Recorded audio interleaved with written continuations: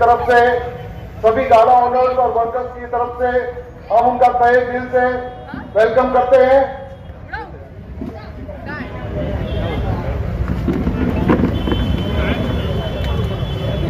भी ले सब आगे आगे खड़ा हो गया, नीचे से लो ना। ऐसा लग रहा हम लोग पीछे पड़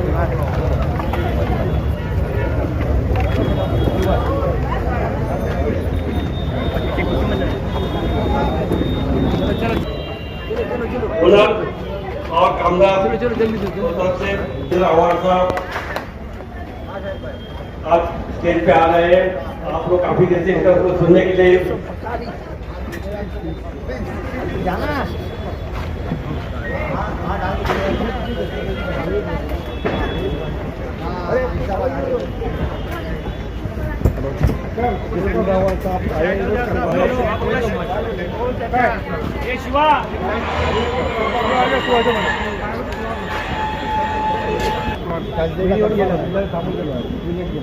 बोली ना बोलो थामो बोले ये आपका प्यार ऊपर जिता के ले आ सकता है। बढ़िया ना बढ़िया ना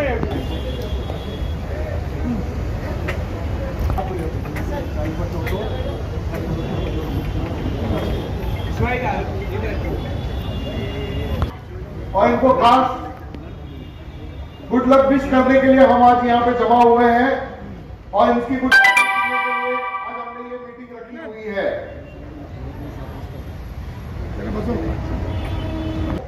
तो ये इन्होंने खाली अपने एक कॉल पे नहीं हमारा काम किया, लेकिन हमारे को इवन फाइनेंशियली भी हेल्प करने की मदद पेशकश की और इनके हर फोन से हमारे यहाँ पे सारे सैंक्शंस आ गए और यहाँ पे 24 आवर्स एक्सप्रेस फीडर पास हुआ। तब से इसके अंदर जान चुकी गई है जो आज भी यहाँ पे चल रही है। इसके बाद काफी सुधार हुए यहाँ पे, रोड बने, सारी चीजें डेवलपमेंट इसके बाद हुई। पहले इसमें जान चुकी थी, उसके बाद इसको सजाया गया। तो ये सब हुआ है अवार्ड साहब की मेहरबानी की वजह से। तो इसका हम उसके लिए तहे दिल से शुक्रिया अदा करते हैं।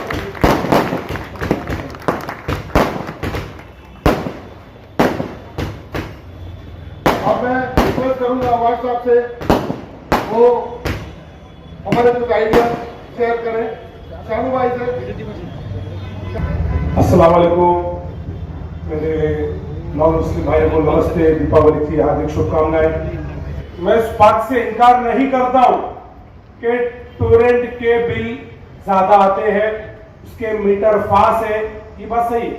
लोगों की शिकायत है, अगर एक तबका बोल रहा है बड़ा और जो मिडिल क्लास का है, तो फिर कहीं ना कहीं शिकायत है मीटर फास्ट हो रहा है, जिसके बारे में व्हाट्सएप ने हमेशा बोल दिया है, पहले ही क्लियर कर दिया है कि हम आने के बाद मीटर को बदली करेंगे।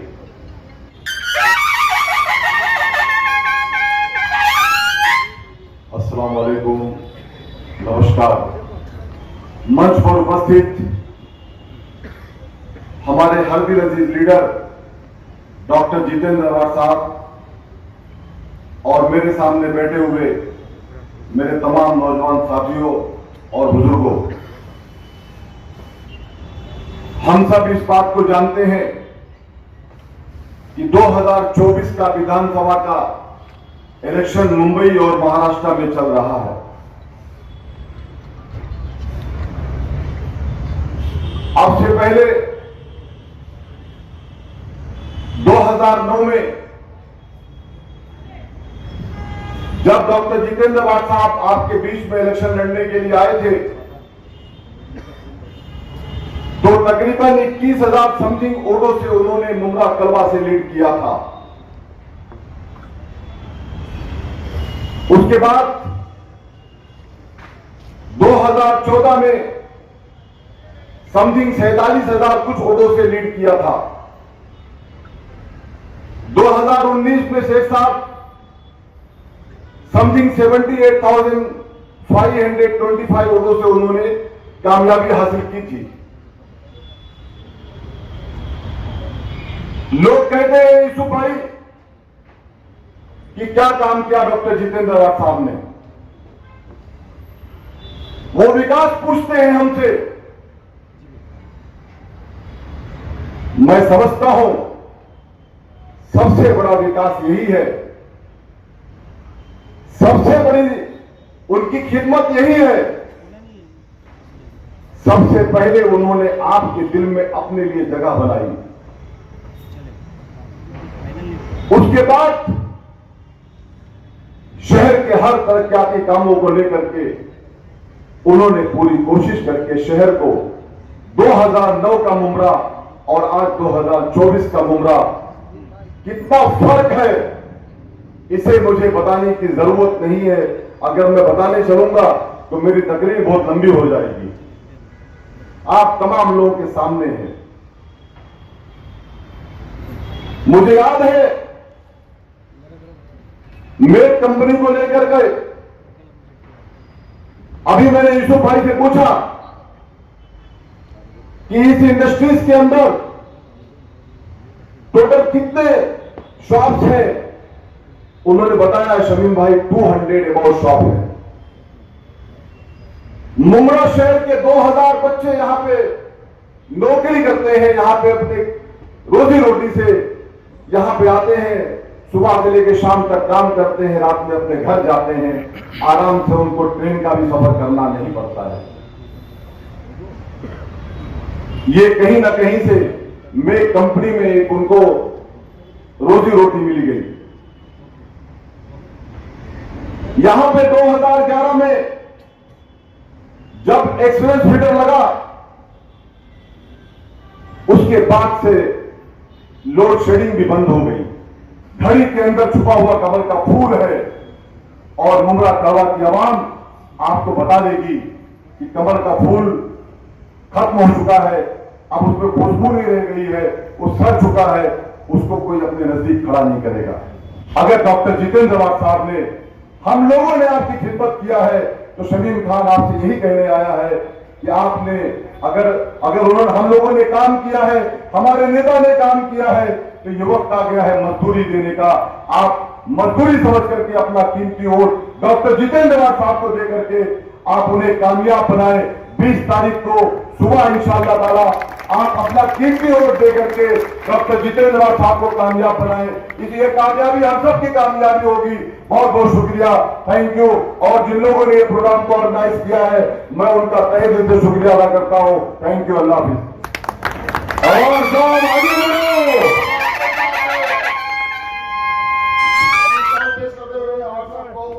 अब मैं रिक्वेस्ट करूंगा अवार्ड साहब से कि कुछ 2 शब्द कहें।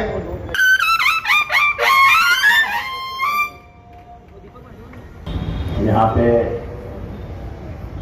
खड़े हुए यूसुफ पुकारी जी, शेख साहब, अकबर भाई, नील भाई, अजीत भाई और महेश बहुत मेहनत कर रहा था, पीछे लगा था, मीटिंग मार कर रहा। मैं जब पहले 2009 में छुप के आया, मैं पॉलिटिकल भाषण नहीं करूंगा, एम्प्लॉयमेंट जनरेशन कैसा होता है इसका बेस्ट एग्जांपल मेक है। ये पत्रकारों ने भी कभी ध्यान नहीं दिया होगा।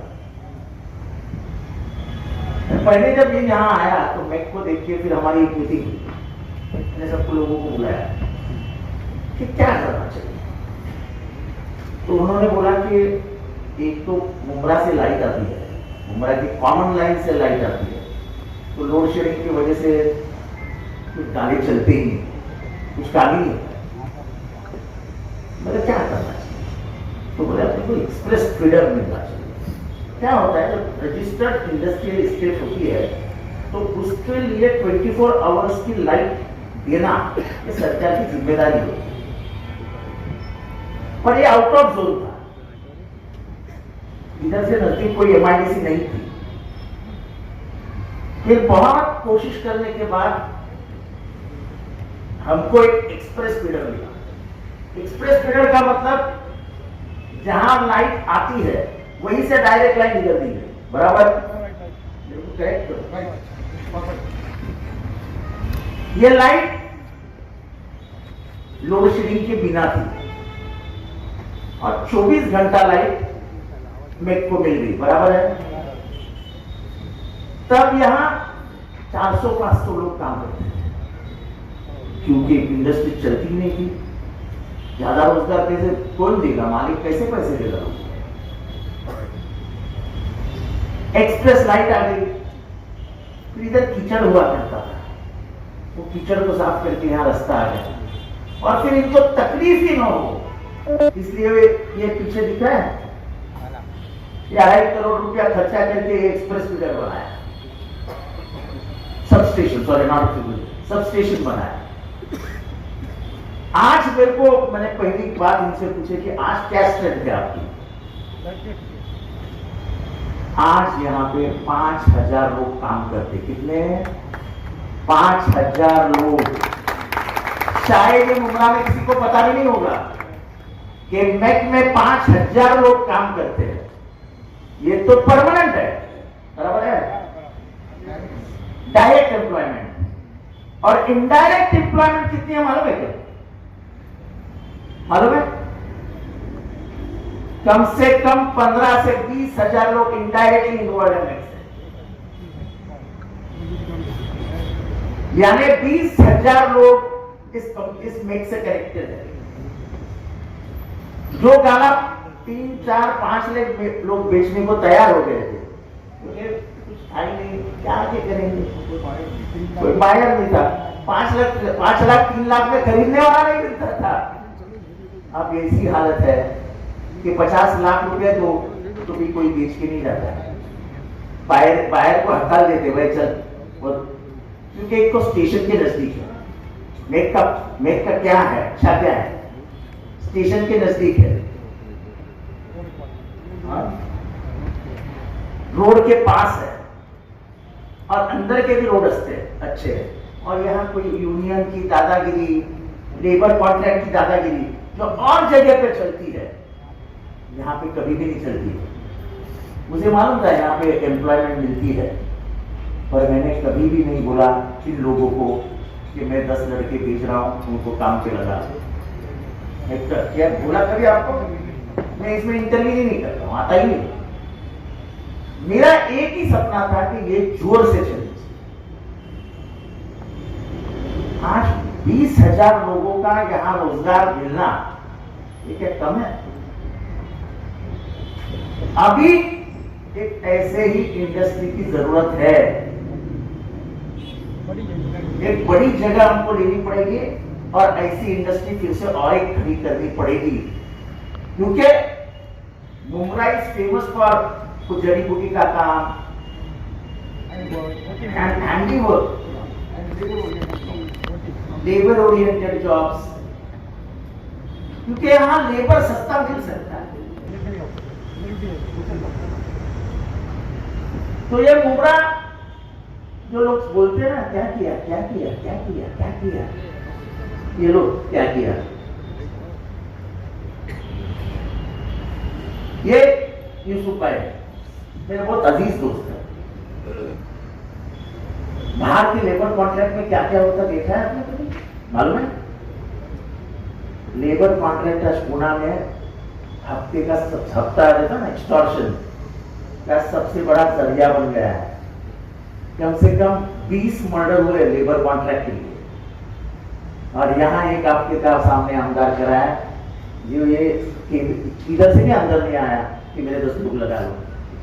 कभी भी इनको मेरे दरवाजे पे नहीं बुलाया कि क्या करते हो।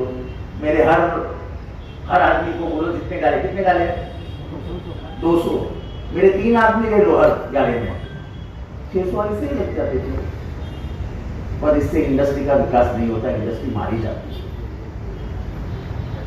आज इंडस्ट्री का विकास क्यों हो रहा है? मेहनत करने वाले लोग बैठे हैं, वो आते हैं, मेहनत करते हैं और चले जाते हैं, और फिर उनको भी प्रेशर नहीं है कि जितेंद्र आवाड़ का काम करना है। इनको मालूम है कभी मुसीबत आई, जितेंद्र आवाड़ की जल जवाब काम हो जाएगा। इस बात से मुझे खुशी। ये इसको कहते हैं डेवलपमेंट। ये मुमरा में और करना पड़ेगा। जो हमारे बेकार नौजवान हैं, जिनको नौकरियां नहीं है, उनको ये मैं बता देता हूं कि आप जरा मैक कंपनी में आइए, अपनी अर्जी लेके जाइए इनके पास, आपको कुछ ना कुछ लेबर वर्क मिल जाएगा, और मेरे ख्याल से पगार भी कुछ कम नहीं रहेगा ना, क्योंकि ये इंडस्ट्रीज है ना, इसमें मिनिमम वेजेस एक्ट तो लगता ही होगा ना। मिनिमम वेजेस एक्ट के नीचे तो आप जा ही नहीं सकते।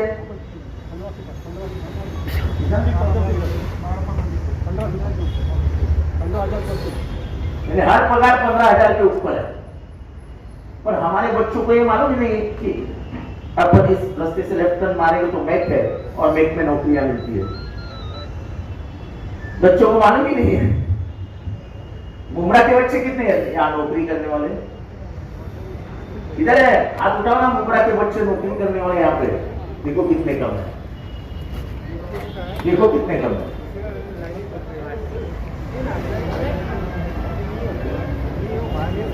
हमारे हाथ में नौकरियां हैं, लेकिन यहां पसीना बहाना पड़ता है। ये बात समझो, यहां पसीना बहाना पड़ता है। ओनर साथ में काम करता है, यहाँ पे डाय बनती होगी, यहाँ पे सब मशीन्स होगी जिसकी हीट होती है, फार्मास्यूटिकल का काम होता है। मुझे ख्याल में मेरे अंदाज से वो ये भी बनता है ना आपके इधर गारमेंट्स, प्लास्टिक में तो बहुत गर्मी होती है। फिर आयरन रिलेटेड डाइस,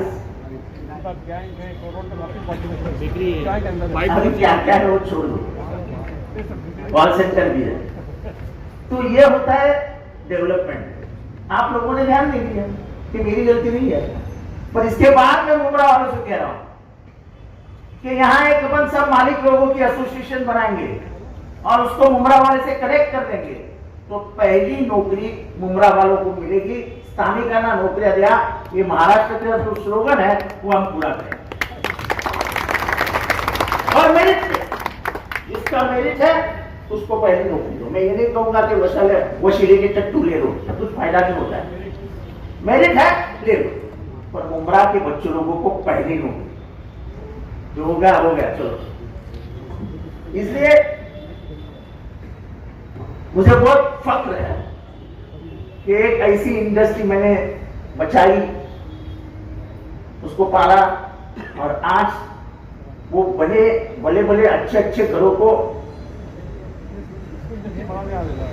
अब ये इंडस्ट्री बढ़ानी पड़ेगी कि अभी जो 4,000 लोग काम करते, 5,000, हमको कोशिश ये करनी है कि एक इंडस्ट्री बना के 20,000 लोग काम करें, और 20,000 के ऊपर हमेशा इधर 5,000 अगर लोग काम करते डायरेक्ट, तो इनडायरेक्ट 15 से 20,000 है। अगर हम 500 करेंगे तो इनडायरेक्ट 15,000 करेंगे डायरेक्ट, तो इनडायरेक्ट 60,000 हो जाएंगे। क्या फिर कमी है अपने? ये सोच चाहिए। यूसुफ तू बोल, मेरे को अभी क्या बोला कि ये और इंडस्ट्रीज हमको यहाँ पे खड़ी करनी है आपको। और जो माड़ा है, जो घर बनाता है, जो माड़ा is famous for housing development. तो अवार्ड आपको मैं बोला कि सर आप मिनिस्टर बनने वाले हैं और आपको ये माड़ा इंडस्ट्री का खड़ा करना है और इंडस्ट्री खड़ी करनी है। यानी माड़ा में जो तुमने अच्छा काम किया है, वैसा अच्छा काम इधर करो तो ही बढ़ जाएगी। ये यूसुफ भाई का कहना है। यूसुफ भाई, मिनिस्ट्री तो हमारी गवर्नमेंट तो बनी रही है, और मुझे इतना मालूम है कि शरद पवार जी पहले 5 में मुझे लेके आए। कोई चिंता मत करो, जो मेरे हाथ में है फेंक दूंगा, बांट दूंगा सबको। मुझे खुद के लिए कुछ नहीं चाहिए, बहुत मिला दिया। किसी को भी नौकरी देना, इससे बड़ी अच्छी बात कोई नहीं हो सकती, क्योंकि वो तनख्वाह जब घर पे लेके जाता है तो सबसे खुशी ज्यादा किसको होती है? माँ को, कि घर चलाने का कुछ जरिया मिल गया। और माँ की खुशी और उसकी खुशी एक बराबर है। तो हर घर में अगर खुशी जाती है तो मैं भी। चैनल को सब्सक्राइब, लाइक, कमेंट, शेयर करें और बेल आइकन दबाना ना भूलें।